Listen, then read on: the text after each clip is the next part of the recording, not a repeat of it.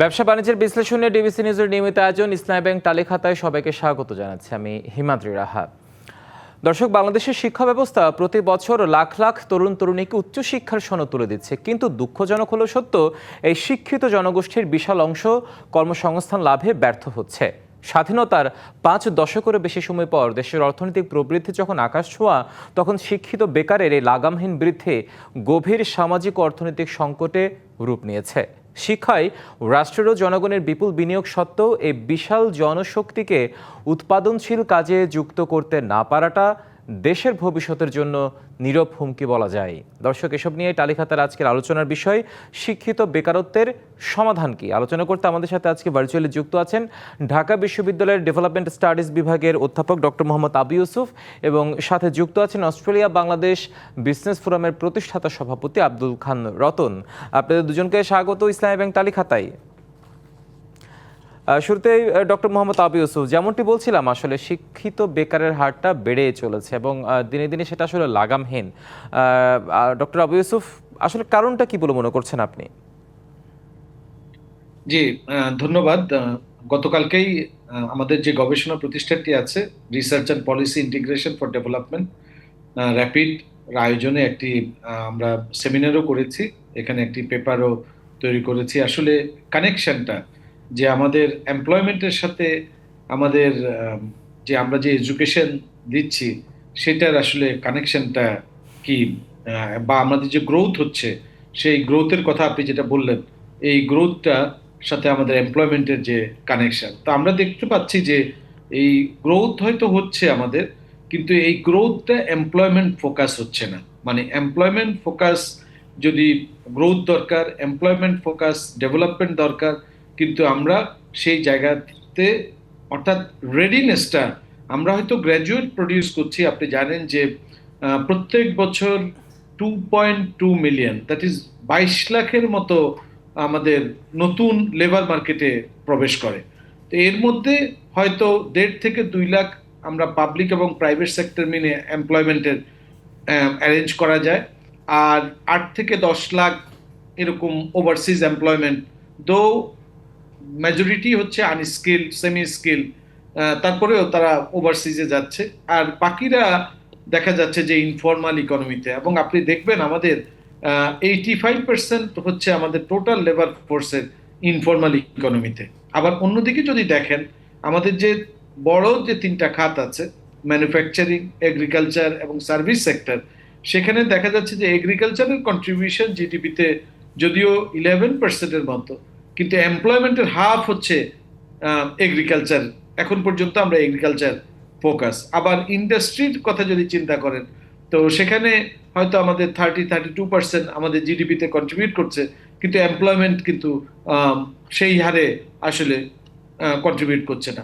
অন্যদিকে সে for example আপনি দেখবেন, আমরা যখন I was student of economics, তখনও আমরা দেখছি যে আমরা জানতাম যে 4 মিলিয়ন ওয়ার্কার রেডিমেড গার্মেন্টসে কাজ করে।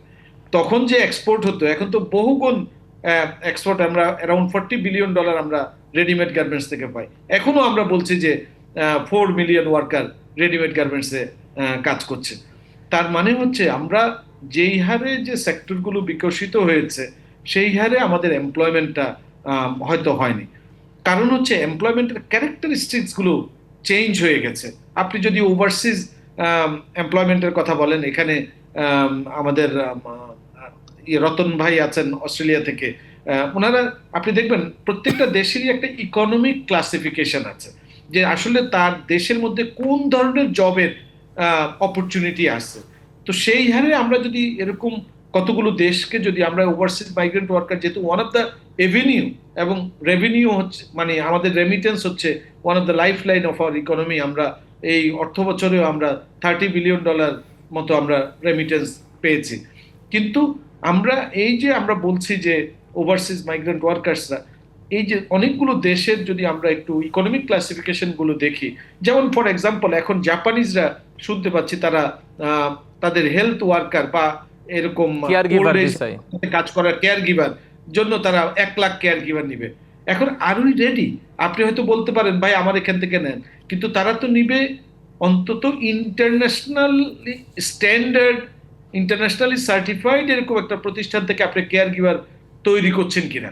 তো সেটা যদি আপনি না করে থাকেন, আপনি শুধু যদি বলেন বা আমরা আমরা যেই ধরনের কেয়ার গিভার প্রডিউস করছি, তো সেটা তাদের স্ট্যান্ডার্ড যদি না হয়, তারা কিন্তু নিবে না। তো এটা জাস্ট একটা এক্সাম্পল। তো আমাদের যে এডুকেশন এবং এই এডুকেশনের সাথে এমপ্লয়মেন্টের লিঙ্কেজটা আমরা আসলে করতে পারিনি, একাডেমি এবং ইন্ডাস্ট্রি। অর্থাৎ এই জায়গায় সমন্বয়টা করা যায়নি আপনার পর্যবেক্ষণে, যেটা আমরা আপনার কাছে আবারও ফিরবো। আব্দুল খান, আপনার কাছে যে বিষয়টি এবার জানতে চাই সেটি হচ্ছে ডক্টর মোহাম্মদ আবু ইউসুফ যেটি বললেন যে আসলে যে লিঙ্কেজের কথা বললেন, যে কর্মমুখী শিক্ষা, বৈশ্বিক যে চাহিদা, সেটার সাথে আমাদের শিক্ষার যে পার্থক্যটা আছে, সেই পার্থক্যটা আমরা এখনো কেন ঘুচাতে পারিনি? আপনার কি মনে হয়, আপনার পর্যবেক্ষণ কি বলে? ধন্যবাদ আপনাকে।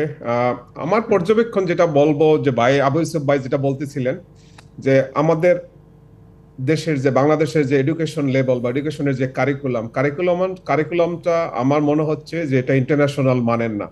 আমরা কিন্তু এখনো সেই আমাদের যেই আগের যুগ, সেই 40-50 বছরের যে যুগ, এখন পর্যন্ত কিন্তু আমরা ওখান থেকে পুরাটাও মানে বের হয়ে আসতে পারিনি। আর এটা আমি মনে করি এটা মানে প্রধান কারণ, ওয়ান অফ দা কারণের ভিতরে একটা। এখন আমাদের যতটুকু মানে আমি আমার কাছে যে ডাটা আছে, সেই ডাটা অনুযায়ী বাংলাদেশে শিক্ষিত বেকারের সংখ্যা 12%।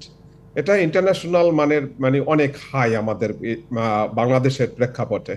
এখন সেখান থেকে বের হয়ে আসার উপায়টা কি? উপায়টা একমাত্র যে আমাদের ইন্টারন্যাশনাল মার্কেটে আমাদের যে জবের যে ডিমান্ড, সারা বিশ্বে যে জবের যে ডিমান্ড, যেহেতু আমাদের বাংলাদেশে যে পরিমাণ লোক প্রতি বছর শিক্ষিত হয়ে মানে অনার্স মাস্টার শেষ করে বের হয়ে আসতেছে, সেই পরিমাণ কিন্তু জব আমাদের নেই। যেটা আবু ইউসুফ ভাই বলতেছিলেন, যে ডেটাটা সে দিচ্ছেন, যে আমাদের এখানে 20-22 লক্ষ ছেলে মেয়ে প্রতি বছর মানে পাশ করে বের হচ্ছে, কিন্তু সেখানে টোটাল জব আছে বাংলাদেশে 2 লাখ 2.5 লাখ।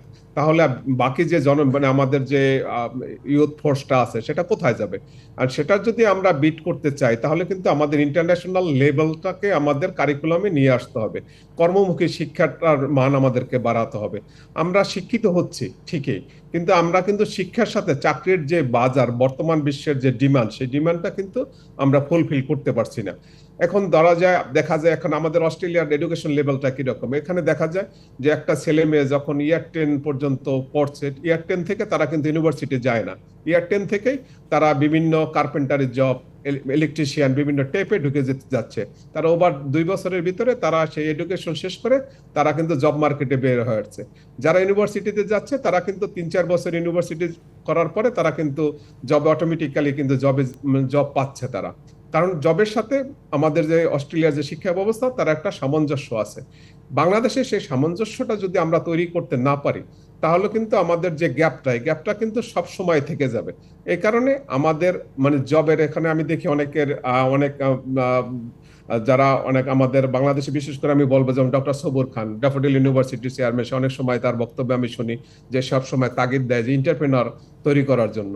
এখন আমাদের যদি এন্টারপ্রেনার তৈরি করতে পারি, সেক্ষেত্রেও কিন্তু আমাদের যে জবের যে চাহিদাটা কমে যাবে। কারণ আমাদের যেহেতু জব মার্কেট আমাদের বাংলাদেশের প্রেক্ষাপটে আমাদের এনাফ জব নাই, সেক্ষেত্রে আমাদের আইদার এন্টারপ্রেনার হতে হবে, অথবা আমাদের দক্ষ আমাদের জনশক্তি তৈরি করতে হবে। যে দক্ষ জনশক্তির মাধ্যমে আমরা যখন এখানে অস্ট্রেলিয়াতে আমরা দেখতেছি যে এখানে কেয়ার গিভারের কথা যেমন ভাই বলতেছিল, জাপানে 1 লাখ কেয়ার গিভার নেবে, কিন্তু আমরা তো বাংলাদেশ তো রেডি না। বাংলাদেশের যে সে ফ্যাসিলিটিটা এখন পর্যন্ত তৈরি হয় নাই। আমাদের নার্সিং সিস্টেমটা দেখেন, অস্ট্রেলিয়াতে নার্সিং কেয়ার গিভার অনেক শর্টেজ, কিন্তু নার্সিংটা হয়েছে কি, নার্সিংটা আমাদের দেশে এখন পর্যন্ত ইন্টারন্যাশনাল মানের না। দেখেন ইন্ডিয়া থেকে নার্সিং শেষ করে তারা সরাসরি অস্ট্রেলিয়াতে এসে জব করতে পারছে, কিন্তু আমরা বাংলাদেশ থেকে কিন্তু পারতেছি না। সেম আমাদের ডক্টররা কিন্তু বাংলাদেশে তারা ডক্টর মেডিকেল পাশ করে তারপরে এখানে এসে আবার নতুন করে তাদের আবার ডক্টর পড়তে হচ্ছে।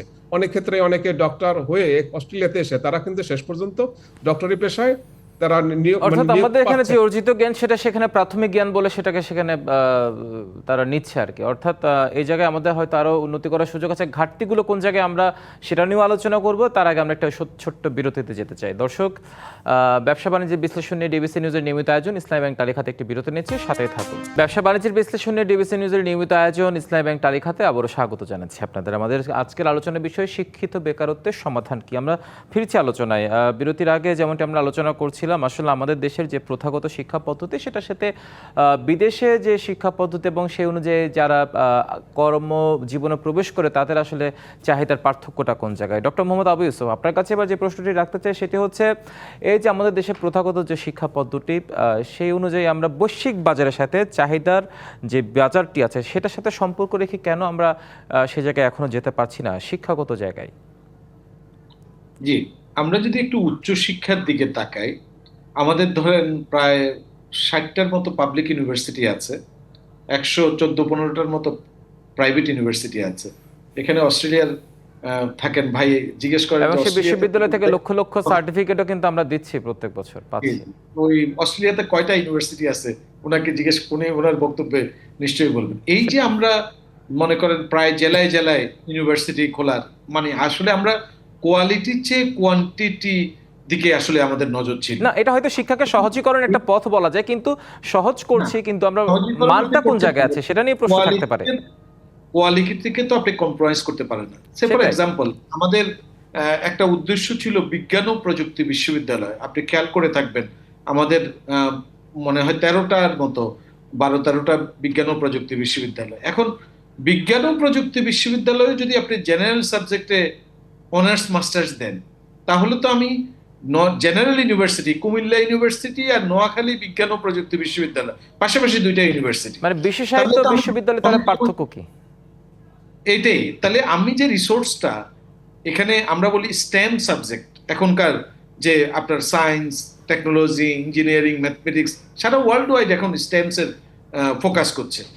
এখন আমরা বিজ্ঞান ও প্রযুক্তি বিশ্ববিদ্যালয় নাম দিয়ে সেখানে একটা জেনারেল এডুকেশন থাকতে পারে, তার একটা জেনারেল, যেমন বুয়েটেও কিন্তু আপনি দেখবেন একটা জেনারেল এডুকেশন ডিপার্টমেন্ট আছে, বাইরেও এরকম আছে। কিন্তু এই বিজ্ঞান ও প্রযুক্তি বিশ্ববিদ্যালয়গুলোতে যেখানে আমরা স্টেম গ্রাজুয়েট প্রডিউস করার কথা, তো তার পাশাপাশি আমরা জেনারেল এডুকেশনও সেখানে দিচ্ছি। তার মানে তার যে বিশেষ বৈশিষ্ট্য সেটা কিন্তু আর আমরা ধরে রাখছি না।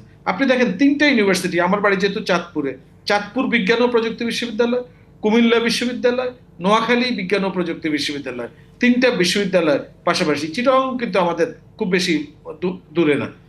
আমার কথা হচ্ছে যে এখন আমরা সেই কোয়ালিটি মানের এডুকেশন দিচ্ছি কিনা, তো সেটা যদি আপনি হয়তো খোঁজ নিলেই জানতে পারবেন যে আমরা সেই মানের গ্র্যাজুয়েট, তা আমরা সংখ্যার দিক থেকে আমরা গ্র্যাজুয়েট প্রডিউস করছি, যেটাকে আমরা, আপনি অমর্ত্য সেনের ভাষায় আমরা বলি ক্যাপাবল গ্র্যাজুয়েট। ক্যাপাবল কি?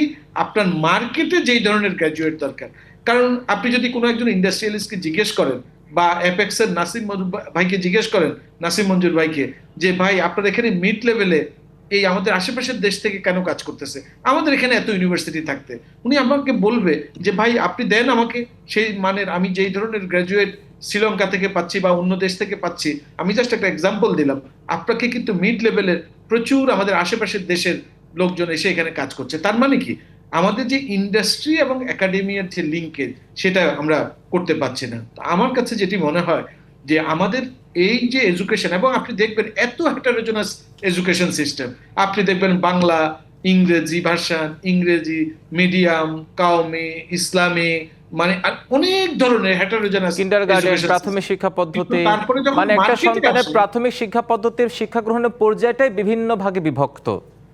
কিন্তু যখন মার্কেটে আসে তখন তো সবাই জব মার্কেটে আপনার কম্পিটিশন করতেছে। এই জন্য আমাদের আসলে কম্পিটিটিভ, এফিশিয়েন্ট, প্রোডাক্টিভ গ্রাজুয়েট যদি আমরা না তৈরি করতে পারি ইনলাইন, সেই জায়গায় সংকটটা আসলে আরো মানে ঘনীভূত হবে নিশ্চয়ই।